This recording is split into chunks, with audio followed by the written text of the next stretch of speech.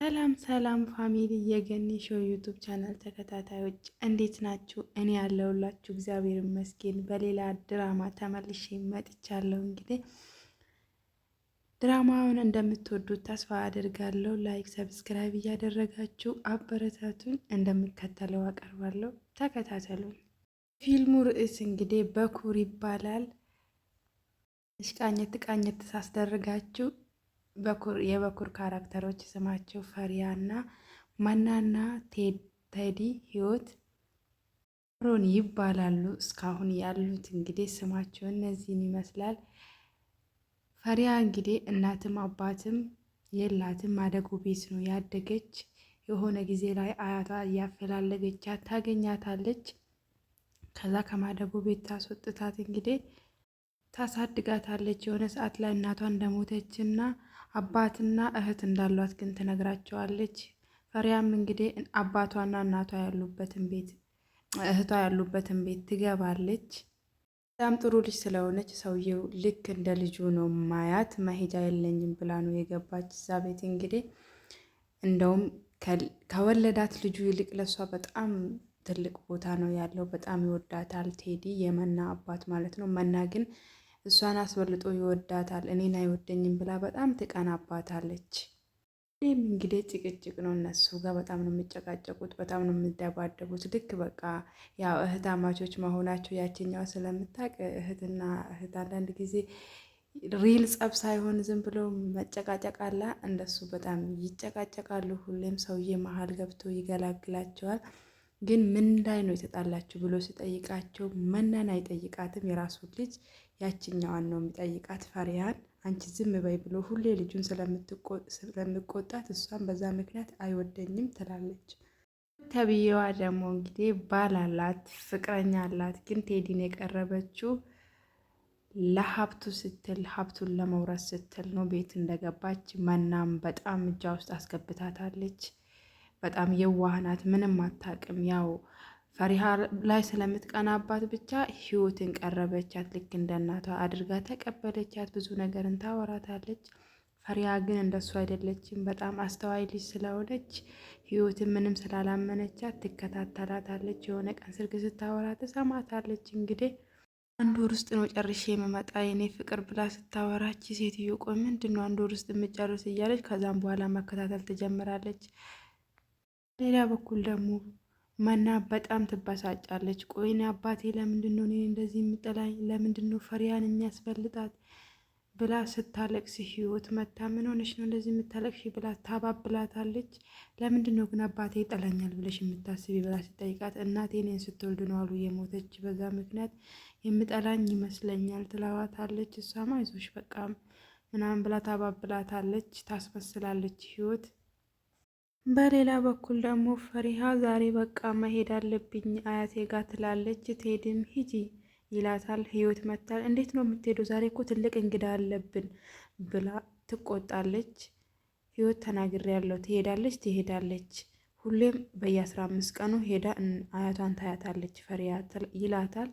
እሺ በቃ ትላለች። ያው ነገሩ ምንም ማድረግ ስለማትችል እሺ ብላ ትቀበለዋለች። ፈሪያም እንግዲህ አያቷን ለማየት ከቤት ፒጃማ ለብሳ ትወጣለች። ከውስጥ ሌላ ልብስ ለብሳ ዘንጣለች።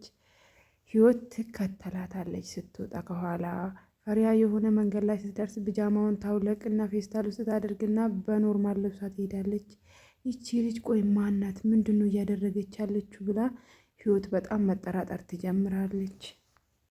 ፈሪያም እንግዲህ ስልክ ለአያቷ ስትደውል አያቷ ቤት የለውም ትላታለች። ከዛ እሷም ተናዳ ፒጃማዋን መልሳ ለብሳ ወደ ቤት ትመለሳለች። ህይወትም እንግዲህ ወደ ቤት ተመልሳ እቃ እያስተካከለች ትገኛለች። መናም መታ እማዬ ቆይ ዛሬ ማን ነው የምመጣ ብላ ትጠይቃታለች። ትልቅ እንግዳ ነው ስመጡ ታውታላችሁ ይሎታል። ፈሪያም እንግዲህ ወደ ቤት ተመልሳ ምን ነው አያትሽ ጋር አልሄድሽም እንዴ ብላ ትጠይቃታለች። ህይወት አያቴ ስልክ ስደውልላት ቤት የለውም አለችኝ። ከዛን ተመልሼ መጣው ስራ ላግዛችሁ ብዬ፣ ግን ማን ነው የሚመጣ ብላ ስትጠይቃት አይ ሰርፕራይዝ ነው ስመጣ ታያላችሁ ምናምን ትላለች።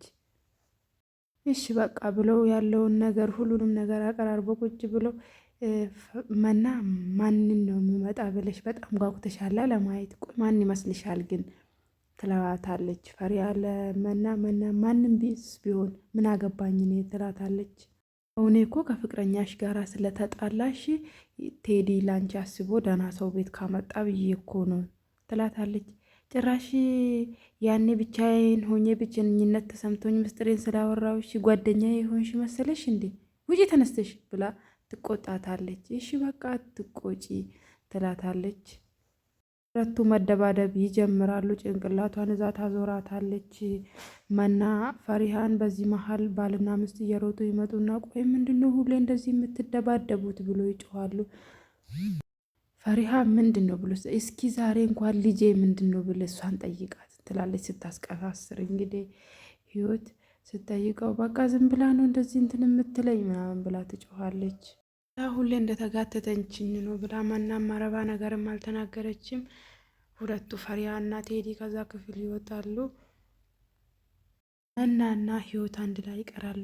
እቺ ልጅ በጣም ክፉ ናታ ምናምን ትላታለች። አይ ክፋት እኮ እኔ የለባትም በጣም ጥሩ ልጅ ናት፣ ግን እኔ አባዬ እሷን ስለሚያስፈልጣት ነው ምቀናባት እንጂ እኮ ምንም አታውቅም። ፈሪሃ በጣም ጥሩ ልጅ ናት ትላታለች ለህይወት። ኧረ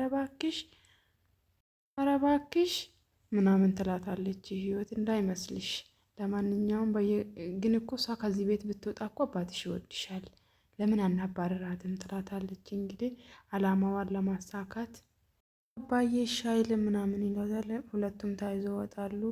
እንግዳ ይመጣል ተብሎ እንግዲህ ምግብ አቀራርበዋል። ሁሉም ቁጭ ብሎ እየጠበቁት ይገኛሉ። በዚህ መሀል በር ይንኳኳል። ተነሺና ክፈቺ ትላታለች ፈሪሃ።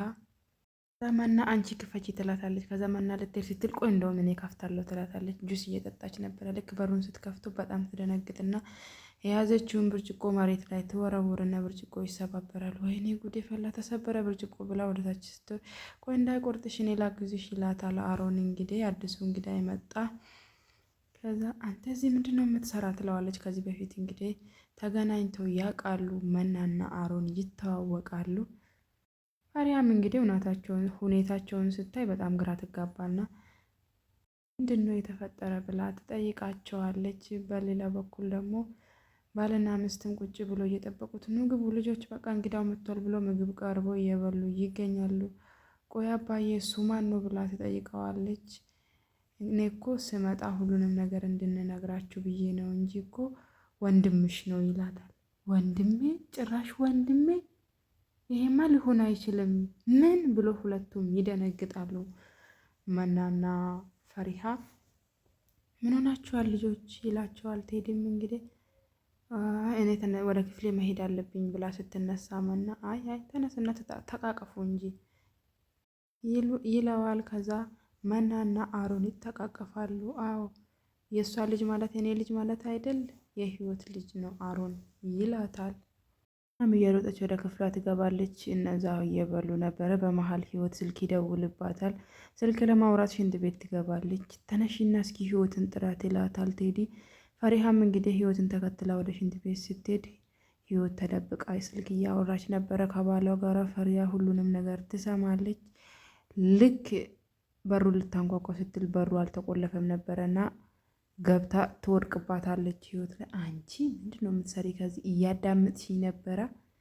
አፍሽን ብትይዢ ነው የሚሻልሽ። አንድ ነገር ትንፍሺ ብትይ ከዚህ ቤት መቅሬ ነው ማስወጣሽ ትላታለች። ኧረ እኔ ምንም ነገር አልሰማም፣ ኧረ እባክሽ ትላታለች። ህይወት በጣም ትናደዳለች። ህይወት ምስጢሯን ስላወቀችባት ፈሪሃም እንግዲህ ቆይቺ ሴትዮ ማናት ብላ በጣም ማሰብ ትጀምራለች። ምግቡን ያነሳሳሉ። ሄደው ምግቡን አነሳስቶ ቡና ላፍላ በቃ ምናምን ትላለች ፈሪሃ። በሌላ በኩል ደግሞ መና በጣም ተጨናንቃለች። ይሄ ሰውዬ ከዚህ ምንድን ነው የሚሰራ እያለች ትገኛለች። አሁን የሰማሽው ለአንድ ሰው ትንፍሽ ብቲ ይኸውልሽ ውርድ ከራሴ እንደውም ሄጄለት ሄዲ ነው የምነግረው ትላለች ፈሪሃም እንግዲህ ሄዳ ልትናገር ስትል አይ የኔ ፍቅር ና እስኪ የሆነ ነገር ልንገር ብላ ህይወት እንግዲህ ያው የኢትዮጵያ ፊልም እንደምታውቁት ነው የሆነ ነገር ሲፈጠር የሆነ ነገር ነው ያው ጋዱ አለሙ ላይ ያለ ነው ሁሉም ነገር የሚወጣና እዛው ትሄዳለች። ቺምባረሮማ ዛሬ ልሰራላት ይገባል ትልና ህይወት ቀስ ብላ ቴዲ ወደ ክፍሉ ሲገባ ስልክ ታወራለች።